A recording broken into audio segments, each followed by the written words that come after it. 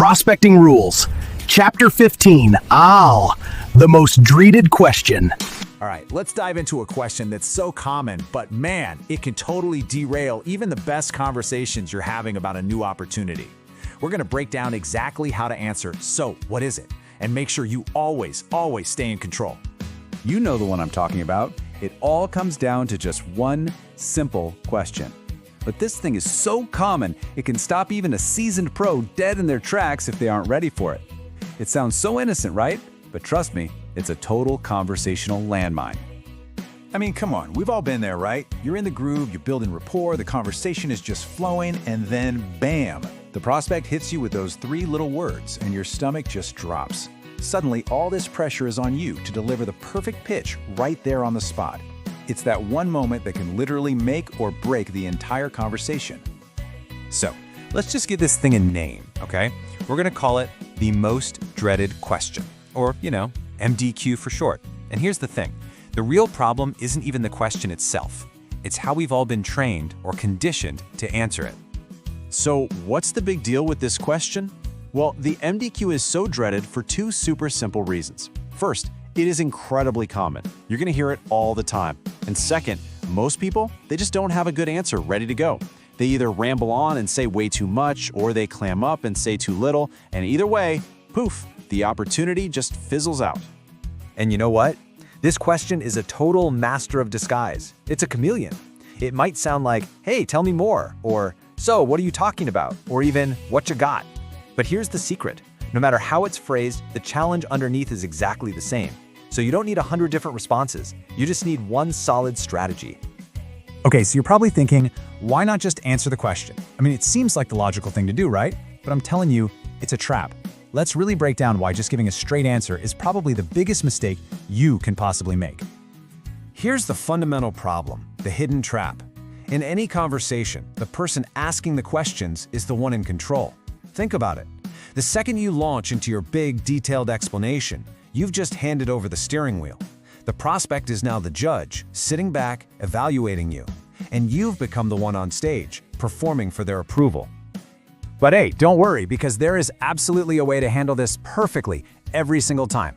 We're about to walk through a super simple three-part framework for your response. It's gonna let you acknowledge their question, but immediately, and I mean immediately, take back control of the conversation. Okay, so this whole framework is built on just three key ideas.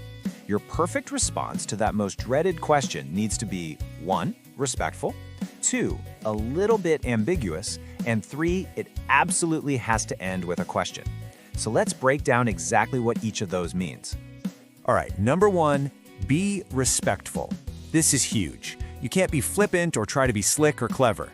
Look, this person asked a totally fair question, and your tone has to show that you're taking them seriously. This is how you protect that rapport you've already worked so hard to build. Okay, number 2 is to be ambiguous. Now, I know this is the part that sounds a little counterintuitive, but stick with me. Your goal is not to dump all the information on them. Nope, it's to give them just enough to spark some intrigue, to hint at the value, but not enough for them to sit back and make a final decision. You're trying to stoke their curiosity, not completely satisfy it. And finally, we get to the most important step of all. You must end with a question. This is totally non-negotiable. This is the power move. This is what puts you right back in the driver's seat. You've been respectful, you've been a little ambiguous, and now by asking a question, you are the one guiding the conversation forward again. Hey, hit the like and subscribe button. It's totally free. Now, back to Chapter 15 of Prospecting Rules. Okay, so theory is great and all, but let's see what this actually sounds like in a real conversation, right? We're gonna look at a few different examples so you can see this three-part framework in action. So in this first example, imagine this. You've just asked your opening question, and boom, the prospect hits you right back with the MDQ. What exactly are you talking about? Now pay close attention to the response you give. Notice how it doesn't actually describe the business at all. Let's really dissect this, okay? That first part, well, I'm part of a team that has a valuable solution to a common problem.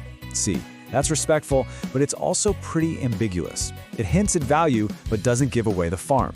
Then comes the critical part, the pivot. You immediately end by asking a bigger, better question. The real question is, are you at a point in life where you would be open to explore outside opportunities? And just like that, the focus is back on them and you've got control again. All right, let's switch it up and look at a different scenario. In this one, the prospect has already agreed to check something out. Maybe you handed them a link or a short video. Then they ask, "What's this thing about?" The timing here is totally different, which means the response can be a little different too. So what's changed? Well, here you give a slightly more direct but still brief answer. It's about running your own home-based business. You can get away with this because they're already committed to looking at the tool. You have a little more leverage. But look what happens next. You immediately pivot back to a question that controls the next step. Do you think the next 2 days would give you enough time to take a look? Boom, control is regained. Okay, but what about the tough cases? What happens when they push back? You give your perfect, crafted response, and they just look at you and say, "Yeah, but you still haven't told me what you do." Now this is the ultimate test of your posture and your confidence.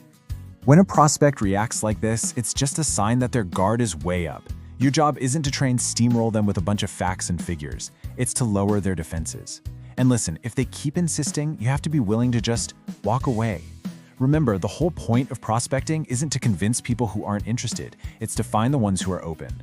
So never be afraid to let a conversation go if it's just not going anywhere. So when you really get down to it, this is all about a huge shift in your mindset. You have to stop thinking of yourself as a walking, talking brochure for your product. That's not your job. You're a tour guide.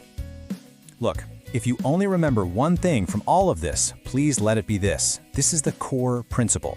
Answering their question gives them control. Asking your own question takes it back. It really is that simple. Your real goal is to lead the prospect on a journey of discovery. And you can only do that if you're the one holding the map. When you use this framework, you stop just reacting to their questions and you start leading. You start guiding them to the right information, in the right way, and most importantly, at the right time. So there you have it. That's the framework. The respectful, ambiguous answer is the setup, sure. But the real magic, the real power is in the pivot, that final question. So I'll leave you with this. What's going to be your go-to question to confidently take back control?